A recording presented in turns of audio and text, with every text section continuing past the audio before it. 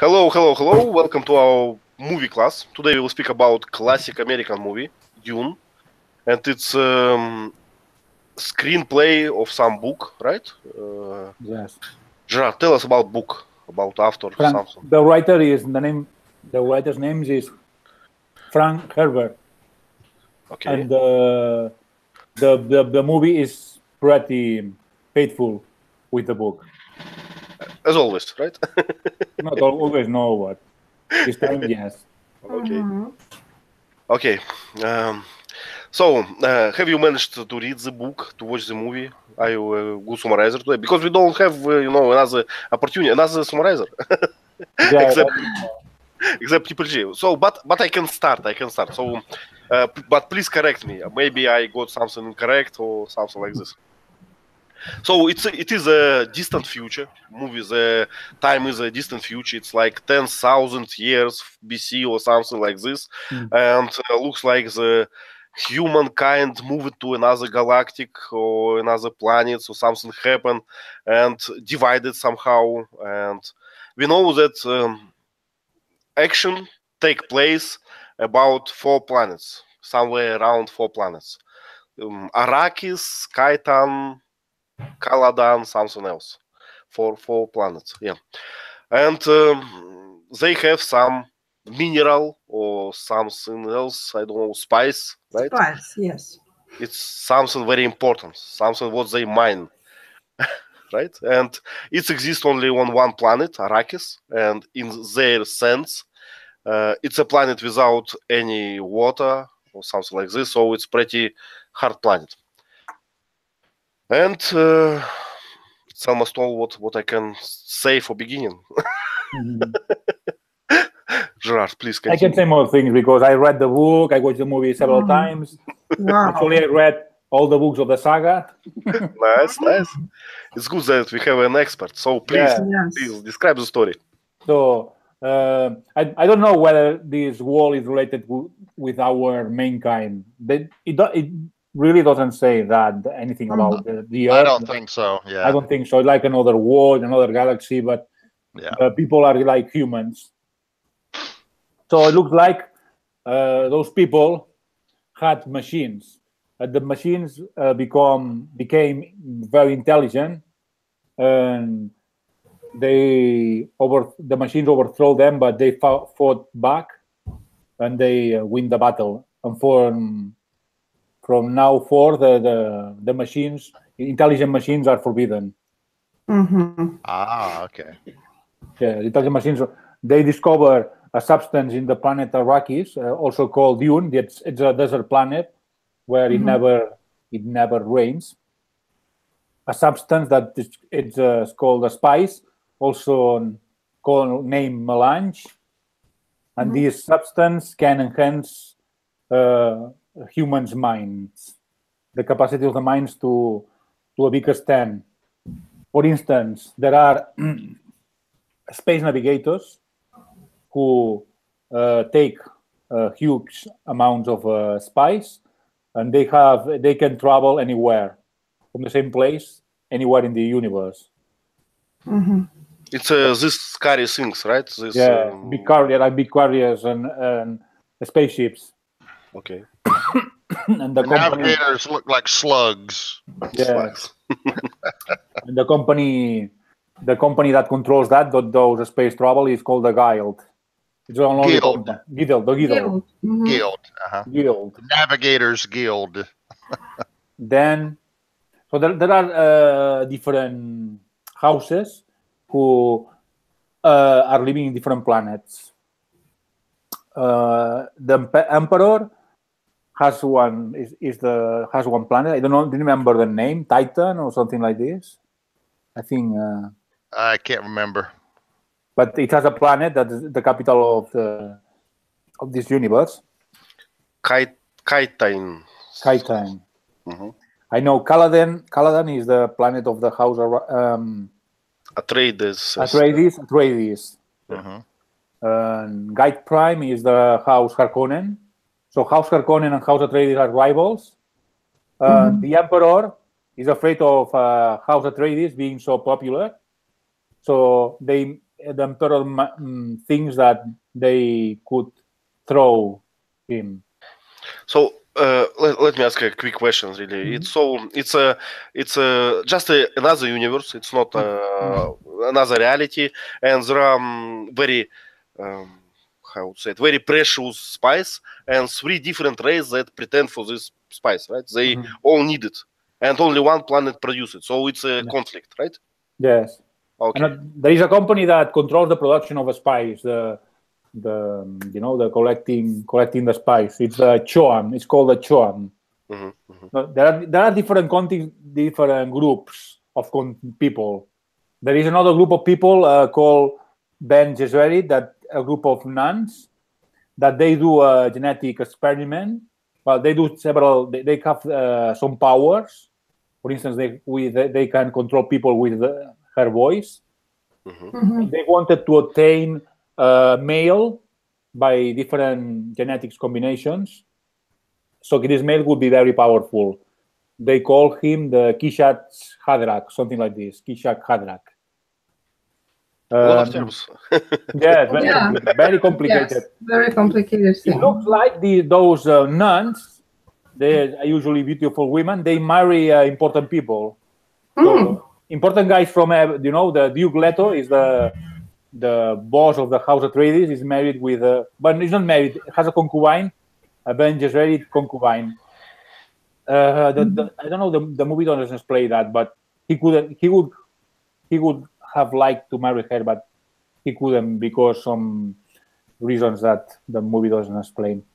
So he was his concubine and had a son, Paul Atreides, and she had a son against the advice of her superiors, because those nuns must follow what their superiors ask them before their husbands, So I think I remember this episode. It was a discussion between them that you should have a daughter instead of son, but you don't obey, something like this. Yes, because they wanted to do following experiments to achieve the Kishat Hadrak, because they didn't think that Paul Atreides would be the Kishat Hadrak. Okay, so we understand the beginning, right? So the conflict. The conflict. So the Emperor wants to destroy the House Atreides because he feels that it's a threat for him. Because also he knows that House Atreides has weapons by sounds. They amplify sound and they are quite powerful. And the production of a spice in Arrakis is controlled by the House Harkonnen, which is the enemy of the House Atreides. But then the Emperor says, okay, you House Atreides, you can go to Arrakis and now being in charge of that. I see. And that's a ruse to destroy them. Meanwhile, superior mother from the Ben Gesserit proves Paul and finds out that he is very powerful because he put his hand in a box that inflicts a lot of pain, but it's psychological pain, but it's for Paul Atreides is real. He overcomes this proof. So we can see many proofs, and he looks like he may be the Kishat Hadrak. Also, when the Atreides arrive at Arrakis, they meet the Fremen, who are the original inhabitants of this planet. Well, the first ones, the first settlers of this planet. Those guys are used to live in the desert and help them to collect the spice. And the problem with the spice, to collect the spice, is there are very huge worms, 300 meters long, that when they detect for the vibrations that the machines are collecting a spice, they come and destroy them. So they cannot see, they cannot feel, they just feel the vibration, right, and attack. It takes some time. So the collectors detect the time, control the time. Okay, we may control the time that the worm will arrive, and before the worm arrive, we take back the collector with a sort of planes, a sort of spaceships, small spaceships. not the spaceships, but I know aircrafts. And the Leto Atreides once he is with the collectors, with one of the bosses of the Fremen, the Dr. Kynes, and he, when the worm arrives, he prefers saving the people rather than keep the spies. So the Harkonnen wouldn't have done that, of course. Harkonnen are very bad, greedy, the opposite. So the Atreides are the good guys in this case. Mm-hmm. Okay, what's happened more? Okay, I think we can go directly to the attack of the Emperor and the Harkonnen. They have a traitor. And please explain what was the motive of this traitor, because I did not get it. Okay, I know. I mean the motive. The Baron Harkonnen. I know it doesn't explain clearly in the movie, but I can tell you. Okay. The Baron Harkonnen had the wife of this guy, this doctor, a prisoner. So the Baron was blackmailing him. I understand. Yeah. Eventually, the Baron wouldn't accomplish his promise to him. But also the doctor wanted to prepare a trap. With a venom, a tool with a venom. But instead, he killed a mentor. There are guys that work in every house has a guy, very powerful guy with a mind like a computer, because they cannot have computers. Mm-hmm. Those guys, I think they take spies, and spies enhance their mental capabilities, and they are called mentats. So House Atreides has one mentat, House Harkonnen has another one, and in this battle that the Baron Harkonnen with the Emperor, they attack the Atreides in Arrakis, and they won because there was a betrayal of the one of the most important men from Leto Atreides. Betrayal. Mm-hmm. So he switched off some defense systems, some shield, something. Yeah. Yes, and then but the doctor managed to get Paul Atreides and his mother, Lady Jessica, free. They escaped in the desert, and they met the Fremen. They met Stilgar, the boss of the Fremen, and also Paul Atreides met who would be his girlfriend. I don't remember. Honey. The girl from Chani, yes.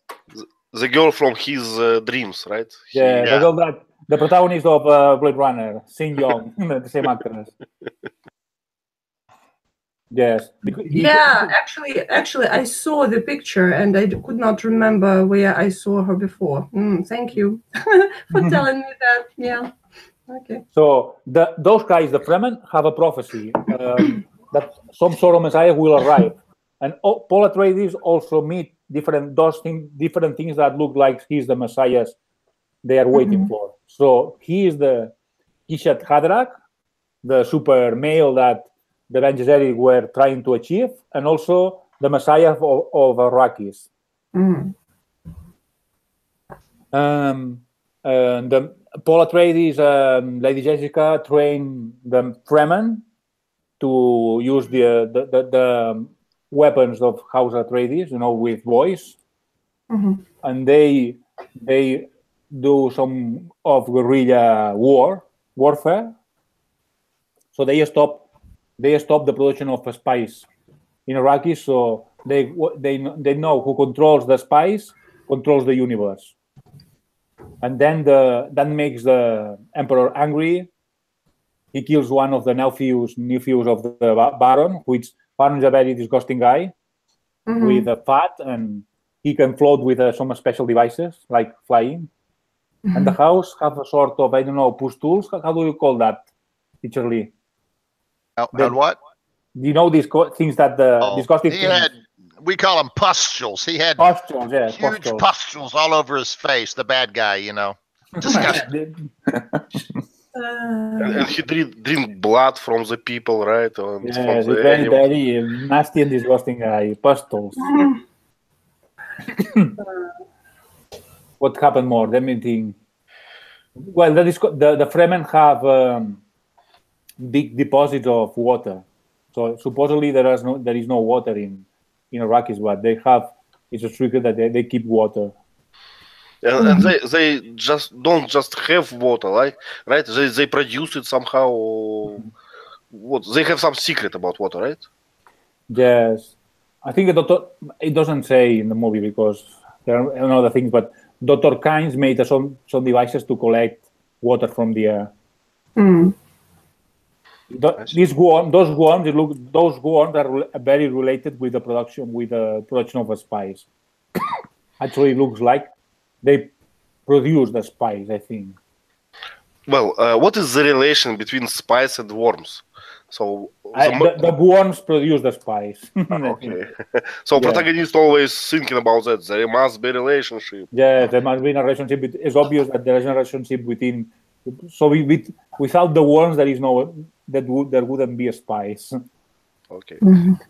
It's not clear. Okay, well, and then what happened more?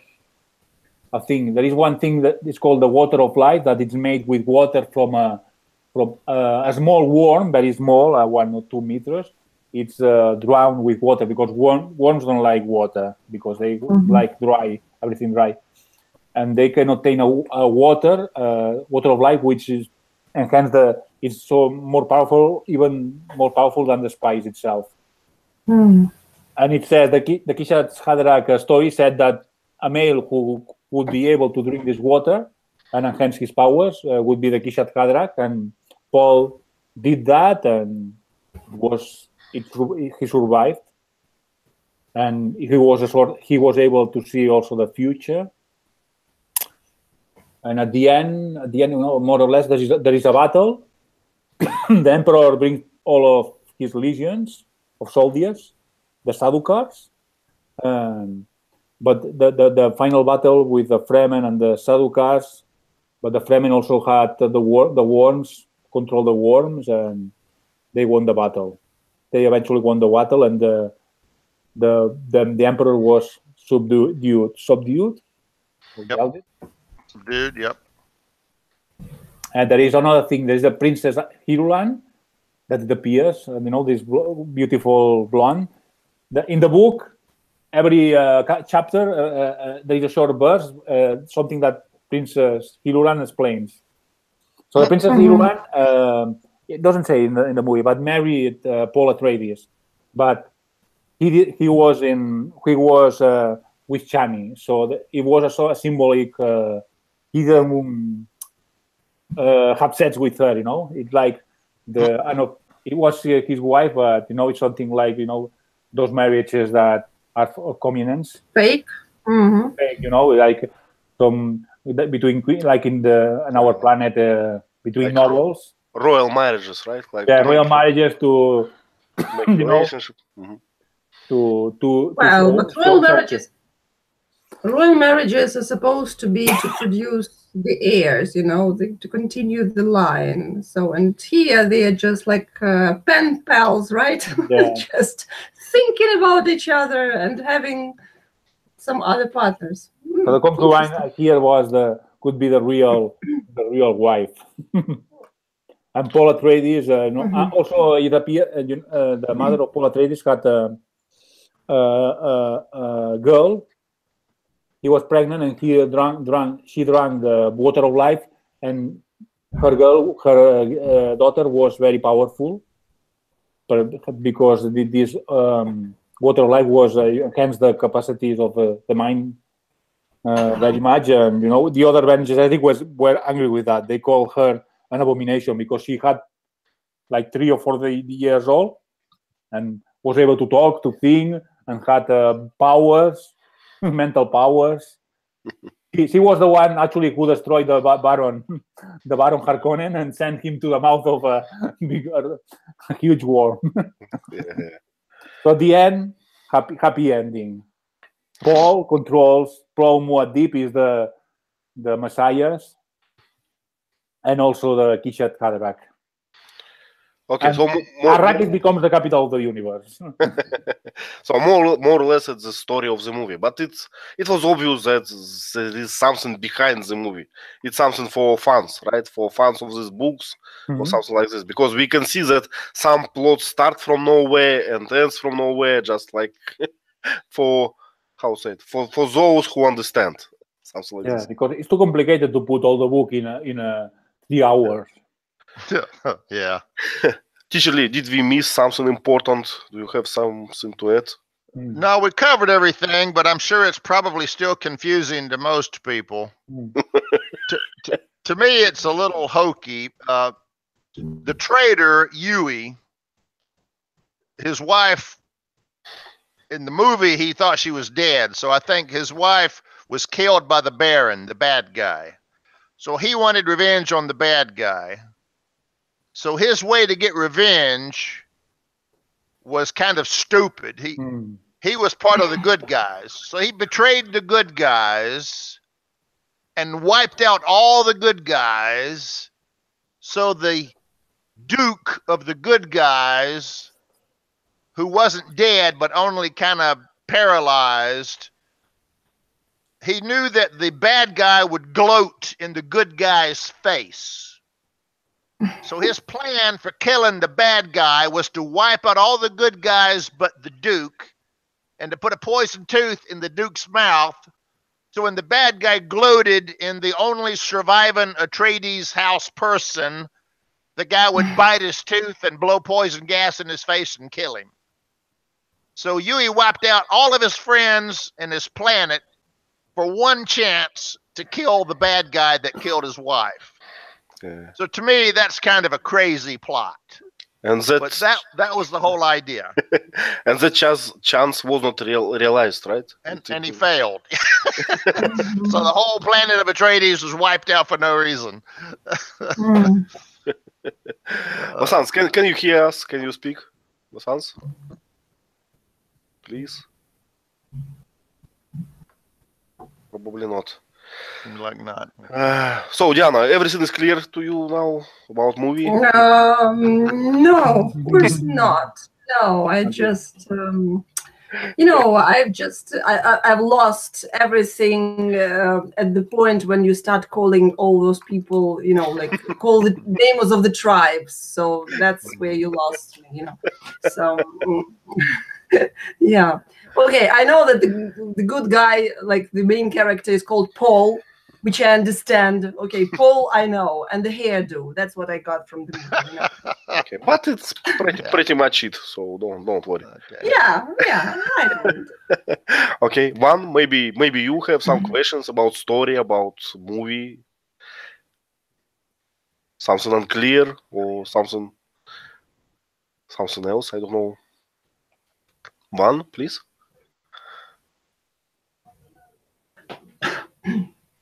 Oh, no.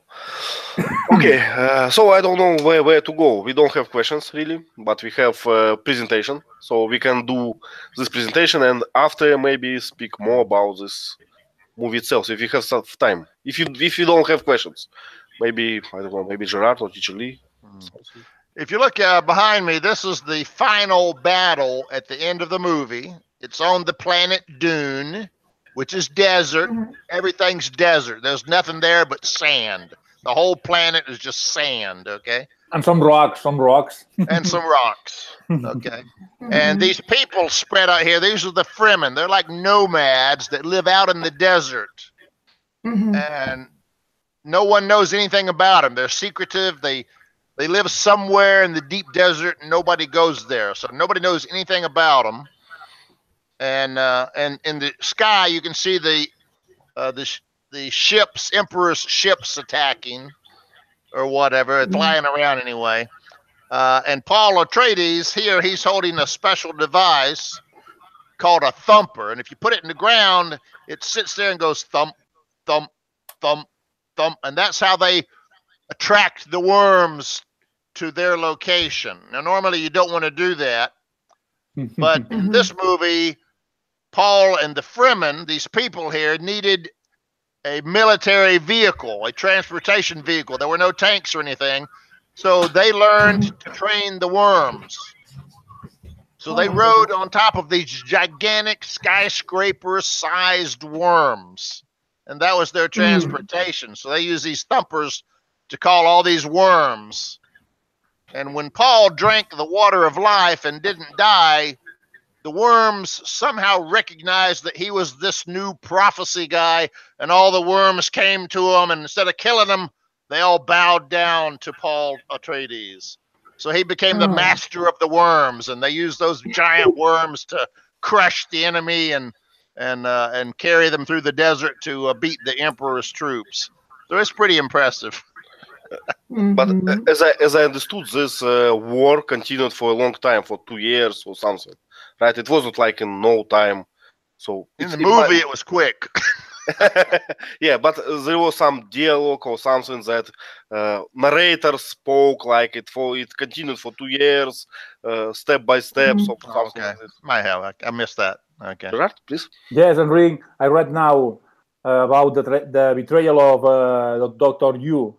So in the book had more sense because his wife was kidnapped by the Baron, Vladimir Harkonnen. So that's what the reason he did this betrayal. That has more sense than the fact that was killed. But what is the point? What would be the point of doing that? Peter Lee said. Yes. Okay, let's see some beauty pictures. Okay. Present. Dune, yes. What? So That's what the is planet. Dune? If you've seen 1 square mile, you've seen it all. But Dune is literally this sand hill, right? Yeah. Dune. Okay, so it's just a word. We have the same. Okay, those planets. Titan. Okay, Arrakis. Yeah. So let me read that. So because I don't know. So they all different, right? The Baron is Glady Prime, home of House Harkonnen. It's disgusting guy, Baron this, and that's why his planet is black, I think, because he's so disgusting. Yeah. So planet Arrakis on the left, it's Saint Dunes, the worms, the spice, the Fremen tribes, and it's yellow like Mars, right? Almost red, and it's because of sand. Yeah. Planet Caladan, home of House Artedis. So it's a guy with hairdo from this planet, and it's green. It's pretty good, right? And planet Kaitan, it's a home of the Emperor, right? Emperor of the known universe. And it looks like yours for me. That's why I thought it's the same galactics, because at the beginning when this they show rotating yours, and I can see, South America and North America and all the things. maybe it's a lack of special effects at this time. Good. Yeah, but we didn't discuss it yet. But I think it was a nice piece of special effects in this movie, right? For that time. So maybe we will have time for that. Yeah. Okay. So Diana, this picture is for you. What is that? Oh my goodness, I have no idea. Spaceships, I don't know. Is it spaceships or just, I don't know. What is that? But we have labels. Troop carriers. Troop carriers. Okay, so military stuff. Yeah. And they all fly. Transport. Okay. They all fly inside of this giant transport ship. Okay. And in this giant transport ship is a little worm-looking character. Looks like a slug or a maggot, and he's the navigator. And he uses the spice and his mind to transport all these troop carriers inside this one gigantic ship. He folds space and moves this entire ship instantaneously to anywhere in the universe. Oh. Yeah, so but that's pretty cool. And this explains why spice is so brilliant, right? Important, yes. Yeah, because you just travel in no time. You can move your entire army to any planet, anywhere, anytime to put down the rebels. Yeah. Okay. So what else? Star, planet, and I don't know how to describe the form of these troop carriers. Stupid looking. They just Just stupid looking. That's nice form. Yes. looks like two teeth put together with a box in the middle. It looks like a spindle to me. You know. Yeah, that's good. Spindle. What is spindle? Веретено. Okay. So is the synth is that used for knighting or not? Not for knighting. Not knighting, but oh my goodness, I lack this vocabulary. You know, we Weaving, don't do yeah. weaving. Yes, making threads and yeah. Similar to knitting, but different. Yeah. Okay. Okay.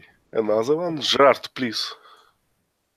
This is one of these spaceships that bring troops. So here we consider the troops that must be the Sadukars from the Emperor. How do you know that? Because there are no other troops in the universe. Okay. Also above the door, there's a logo that looks like a body with two big wings above it. That's the Emperor's logo, I think. Yeah. Landing struts. Oh my goodness. Have never seen the word like that. Struts. Okay. They must be very heavy, very strong to keep the weight of this spaceship. Yeah, this design itself very strange, right? So it looks like unstable something, right? You need these struts to keep it in place. You need the power of the spice, you know, to keep all this thing working. That's right. And look at these colors, you know, all this kind of bleak, except the flag, I would say. Shades of brown. Everything shades of brown. And so these spaceships travel inside these huge cylinders, you know? Yeah. All of them. And I know that they can use weapons, even if they are possible enemies inside those cylinders. They couldn't use weapons inside because the whole ship would be destroyed. Yeah. And there is an agreement also, you know, there's an agreement because the company, the guild, there are different companies that are in charge of different things. So everybody must follow the rules besides their enemies, you know, their bad or good relationships with others. So on the sides, on the left and right, they have some slots, right? Can you say it so? So I mean this carrier. Yeah, I don't know what that's for. Yeah, hard to even guess. Why it can be so. And this strange circle and vertical things. Well, but you know, I kind of like this design. I would buy this car. It looks Russian.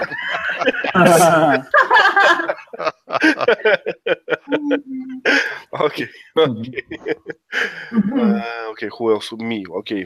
So it's I don't know, unpacking maybe something, right? Yeah, this is where the Atreides are moving to Arrakis to manage it. So we can see some soldiers, and they are in process of unpacking all these things. And these floating lights, they were very fancy in the movie. They like you go somewhere and these floating lights is follow you, and you always have this like support. Yeah. And so no way to hide, right? That's right. It just floats over your head.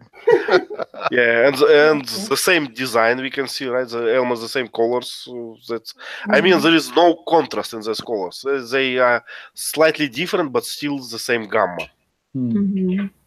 Okay, and I think that in white we have this lady, the Jessica, mother of protagonist, right? I think so. Paul or something. And the man is on the left. I forgot who is that. Is that Duke Leto? Okay. So they are, I don't know, watching the process of unpacking. So raise it dice. I have no idea what is that. It's like a raised platform. Okay. I never saw dice before. Yeah, it's a strange word. Deus, I think we pronounce it. Dice. Raised dice. Okay, yes, and it's interesting that the society is pretty militarized. How to say it? There are soldiers anywhere. At every door, we have a guard.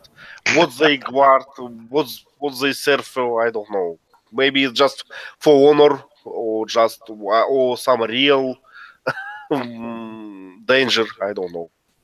Well, And, remember that the bad guys used to manage this planet. So when the good guys came to the planet to take over administration, the bad guys left booby traps and dangers on the planet to harm the good guys.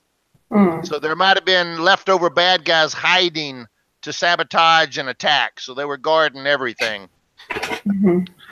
Okay, and I especially like carpets on this picture and in the movie because I don't know. It's I feel nostalgia when I see these carpets.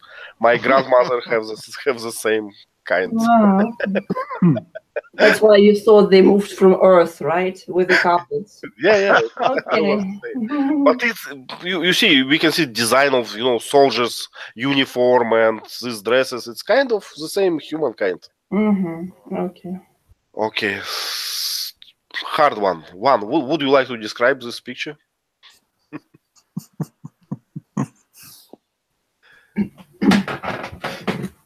Okay, maybe not. Diana, can you find something, some vocabulary in here? Yeah, this is water, right? The water and the epicenter of the water drop. So it's actually pretty nice. I don't know, like the effect. Yes, is cute when you watch the drops of water on the surface, on the still water surface. It makes this interesting ripples. Yes, interesting effect. Ripples in the water. Yeah. So Now, that's the water of life. This is the water of life you were thinking about. Water. Huh? Just water. Oh, okay. But Now, I think the it's whole not... movie. Please.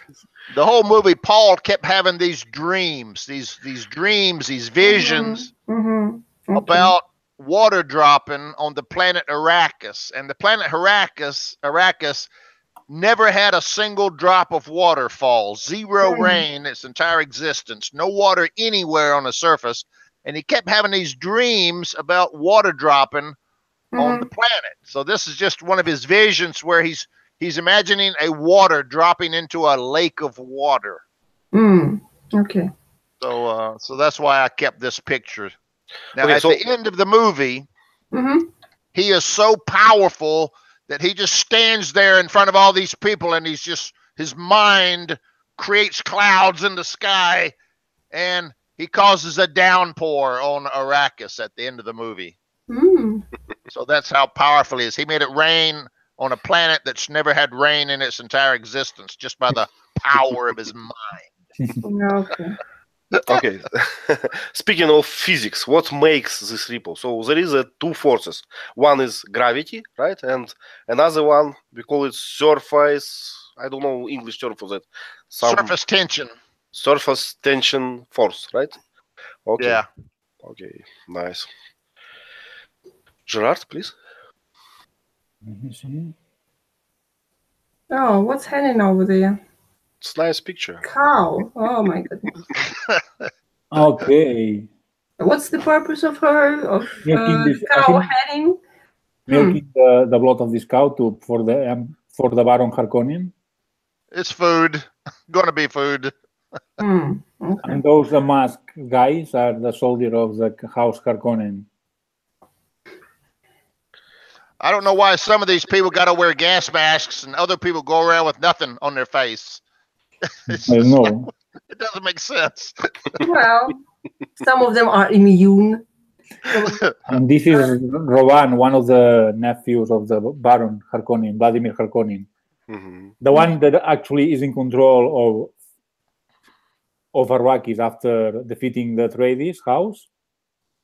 He is in control of Arrakis, but at the end, because he couldn't control Arrakis, the Emperor killed him. Decapitates him, cuts his head off. beheaded, beheaded, or decapitated. He's called the Beast, the Beast Raban. Raban the Beast. And in this scene, he tears off a piece of flesh from this cow and he eats it raw. It's disgusting. And before that, I can remember he sip some drink from from living animal or something. So it was some device to squeeze this animal to juice and So it's a message from the movie director that they are not a good guys. Yeah. We take the hint. Okay. They are just totally disgusting. I was disgusted by him, Diana. Just disgusted. Okay. So these guys again, they're torturing the good guy with bushy eyebrows. Look at those eyebrows, man. Those are good. You must have 100 years to grow eyebrows like that. So that's the same. That's the guy is from the same planet as the guy with the beautiful hairdo, right? So they have something over there, some air, which probably just enhances the hair growth or something. Nice planet. I love it. So as I got this bushy eyebrows guy, it's kind of scientist or something. It's demented. Demented of house. I know the Atreides. High IQ. Yeah. Okay. So he is in charge for some, I don't know, mechanics or something. He provides some training machines and something like this. He is like a computer machine, He works like a computer, human computer. Okay. At the left, we can see this kind of the bad guys, Baron, right? In the center with this pistol. I don't know exactly. Is it Sting? It's Sting, right? Yes, it's the singer. Oh my goodness, it's Sting over there. Oh yeah. All over his face. Yeah, all over his face. Disgusting. Yeah. And at the left from him, he's another nephew, right? And Fade, it seems like they have kind of a gay relationship going on. Yeah, something like this. Because do you recognize the actor of Fate? No. He's the singer Sting from the group Police. Sting, that's right, yeah. That's what I was talking about. And we're talking about what? So this is Sting, that's a famous singer, yeah. And his role in the movie kind of strange, I would say. He's I don't know. He's getting nude without reason. He's showing off on. Wow, I should watch the movie.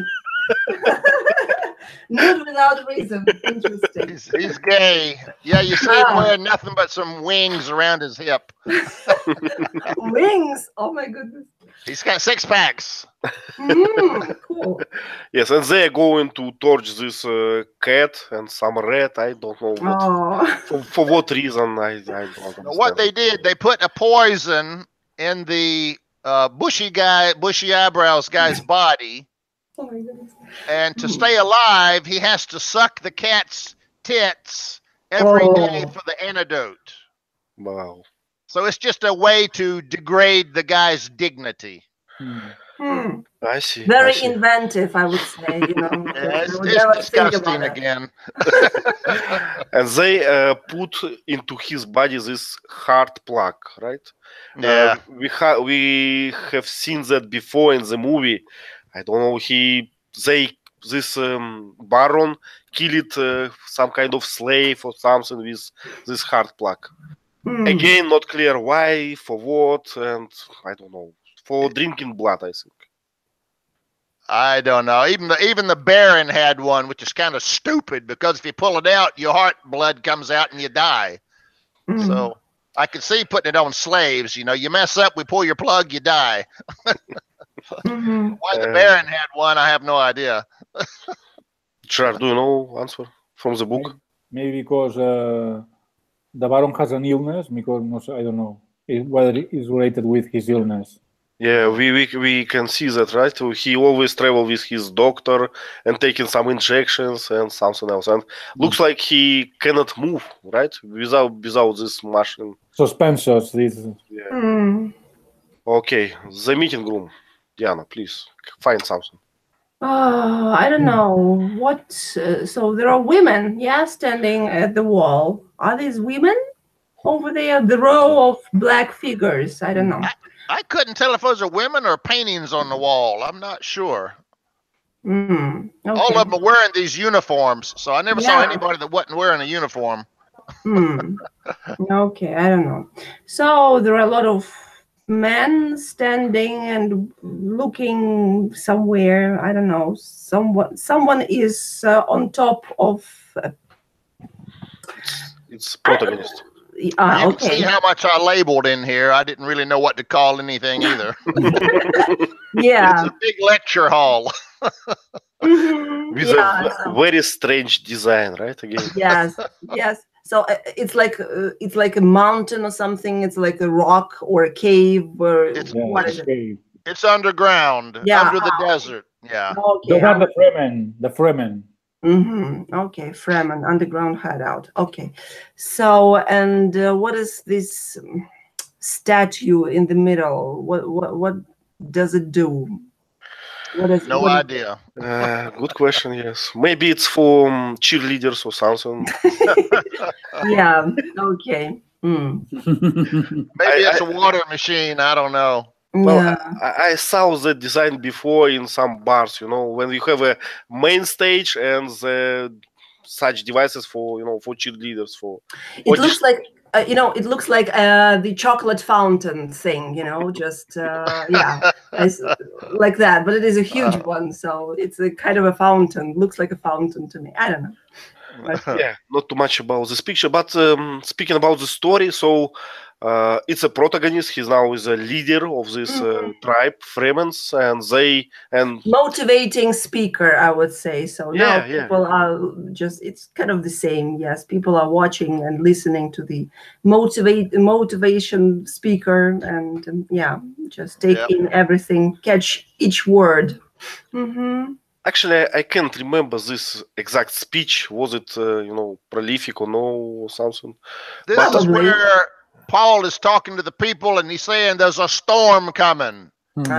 And the emperor himself, he said, we're going to destroy spice production, and the emperor is going to have to come here to this planet and deal with it. And we're going to crush the emperor.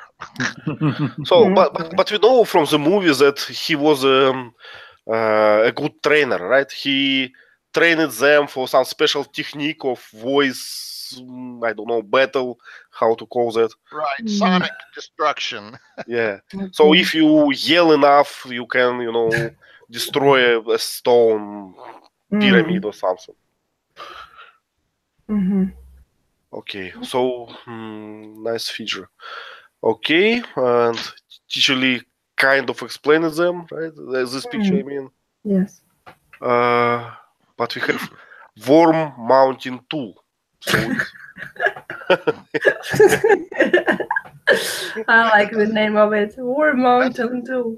What it does, you run up to a giant worm, and it has like scales on its body.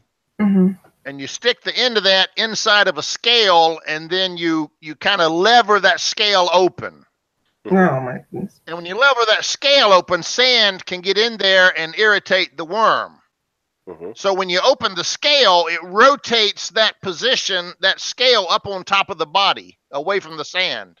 So that carries you up to the top of the worm, and now you're up on top of the worm. And conveniently, there's two holes there that you can put in hooks, and now you've got reins on the worm. And you can control him like a horse. Cool. Okay. So that tool is key to getting up on top of the worm. Yes. Actually, when I watched the movie, I did not have this expression that they manage worm. I have an expression they ride it but worm decide where to go by itself. Wasn't really clear, but we know from the later one. Oh, okay, it's a nice one. Gerard, please explain what is happening there. Oh my goodness! So here we can see a worm with his mouth open. Paul and Steve are driving him. They have those ropes. Those ropes are And usually because the worm cannot drown himself inside the sun, so the worm cannot kill his riders. Fremen, okay. First, Paul and Stilgar managed to ride the worm, and then the other people, the other Fremen, mount them too with ropes from the side of the worm. But I don't know. I don't understand how the worm must drag himself faster than a person. Even you are running, the worm must be much faster than a person. Unless, catch the rope! Catch the rope! Yes. Well, but it's nice replacement for tank or something, right? Yeah, it's a big transport, but you got to ride on top. Yeah, just all your troops can be fit on one worm and be transported from point A to point B. Nice. I like that. But if the worm decides to get, under the sand, you are in trouble. You need to jump really quick. Right, and I had an expression that it has his teeth, from the whole worm inside, not only the pass. But I'm not sure. I got this impression because of this how it's called, worm mounting tool, because they open the scale somewhere in the middle of the worm, and we can see this teeth. But maybe I don't know. Maybe I got it incorrect. Okay, Imperator itself. Diana, please. Maybe there we can find more. Yeah. So interesting room. Yeah. So we can see that the domed ceiling, which is kind of nice, but it looks like a clock from the inside, just inside of the clock. So some things from the ceiling, just hanging from the ceiling. Yeah, pretty neat.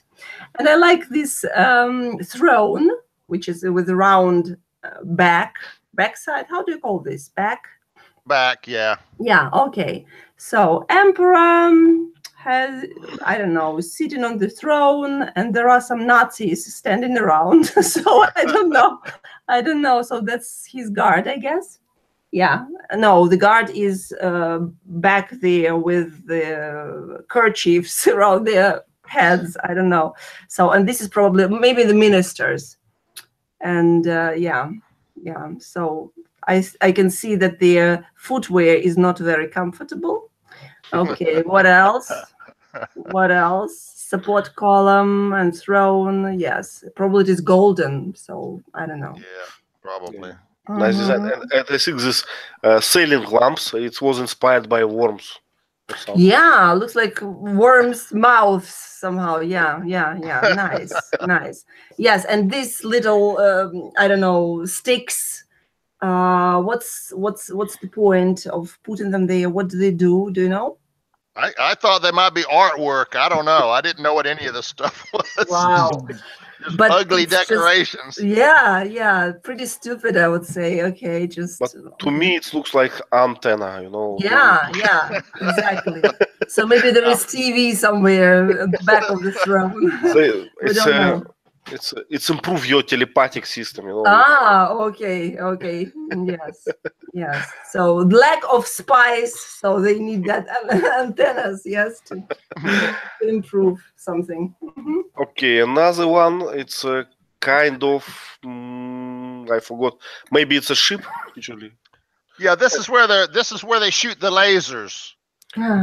So it's a battle room, right? Something. Yes, it's a gun turret where they shoot lasers at the good guys. Okay. You get down and look through that little viewing port. You see the bad guys, and you aim the lasers and shoot at them. Do you call this viewing port something like triplex or something? No. Use this word triplex for this viewing port. No, we don't use that word for that. Maybe it look like the periscope. Yes, exactly. Kind of like a periscope, yeah. Okay. So again, it's a strange thing that Guard has these costumes, and something green inside. And in one scene, the protagonist broke the glass of this helmet, and it was some green gas inside. I don't know what it was. Maybe they don't have enough hygiene or something. Hygiene, yeah. Hygiene. Yeah, or probably they are from a different planet. Maybe they cannot breathe the air that all the other people are breathing. You know? Maybe. Okay, and we forgot to describe these special costumes for sand, right? For desert. Jack, can you? Yes, those suits are called destillators because they keep your sweat, and you have some tubes to your mouth also, so to your nose, so they try to recover all the water you lose. Oh my goodness, disgusting again. Yes, but they filter your sweat, and then it's water. It's like sheer water, so perfectly drinkable. Yeah. So it's disgusting, but it's the only way to live in the sun. To survive. I understand. Survive, yeah. And bad guys started to rip these costumes and put people in the desert to let them die, in agonious dry way. Out, yes, dry out in the desert. Okay. Okay. So all men had hairdo and women do not. Okay. That's just something is wrong here, Yeah. Okay. So that's the emperor, and who is the lady? One of the nuns, of those nuns, right? I assume. Right. Yeah, one of the psychic women. Okay. They're kind of like the Vatican. They kind of do things behind the scenes to manipulate regimes on different planets to. That's what women do, Yes, that's all that we can do. Sneaky, cunning, and devious. Yeah. Yeah, devious. I love the word. Okay. So, language translator. That's interesting. How does this thing work? You just speak in one side and you can speak from other side. It's Nice. pretty primitive. Nice. Well, but if it works, if it does the job, cool. And it's translated something from these slugs, from these navigators, right? Okay. And this suit, right? So the guards have this suit with something green over there, green gas. So I don't know. Maybe this is the hygiene thing, but I think that they just cannot breathe the air. So probably they are just from another planet. And this gas, it's their kind of air that they should breathe. I don't know. But see, everybody in the movie breathes air, so it doesn't make any sense. Yeah. Why? Maybe these guards are from different place. Who knows? Yeah. But what about this, human costume? It's kind of strange. If I had the same hairdo, I probably find another hat or something. Well, maybe it helps her to connect with the universe somehow, just you need to shave your head in order to, because probably hair just prevents the waves. So, something like that. I don't know. Okay. I think that's all. But teacher, what is et alia at the top? And others. Okay, so some Latin expression. Latin. Yeah, Latin. You'll see it. You'll sometimes see it used. And others. Yeah. Okay. Okay, I think we did it. It was nice. Oh my goodness! Yeah, it's interesting. Very interesting movie. Very strange, But it's kind of. I don't know. It has really good special effects for 1944, and I think there are 44. No, I don't think it is 44. 1984. 84. Okay. And I kind of like the scrupulous details. All these designs, all these costumes. So I think they spent a lot of budget to that. Yes, they did. Okay, and I think it's we almost run out of the time. So last comments, ideas, if any. Last questions. I missed a picture of the the space navigator. Right. It was spectacular. Diana, have you chance to watch it? in the movie. This navigator, this kind of, I don't know what fish, red fish, this kind of holes inside that it can spit the fire or something. It's hard to describe, you see. Yeah. It looked like a little baby crawling, baby wrapped in a blanket crawling, but flying through the sky is what it looks like. Kind of weird looking. It's like a huge brain, a huge brain with eyes and a mouth, you know? It's like an aquarium, a sort of aquarium. And this aquarium is like, you know, it's a spice, a lot of spice, so it has a lot of mental powers. And it has a nose kind of like a seal. The nose is kind of squishy that it can open and close. Yeah, so again, to my point that they do fantastic job about this design, you know, because it's probably not written in the books. They have to invent all these small details, right? All these costumes and I don't know, decorations and all those things. So in that regard, I enjoyed the movie. But in sense of plot, many times I feel like I'm lost. What is happening here? It's a normal question for me to during the watching the movie. You need to watch it twice at least. Okay, if let's call it a day, right? Okay, thank you. Thank you. Yes, Thank you. for joining us, and bye. Yeah.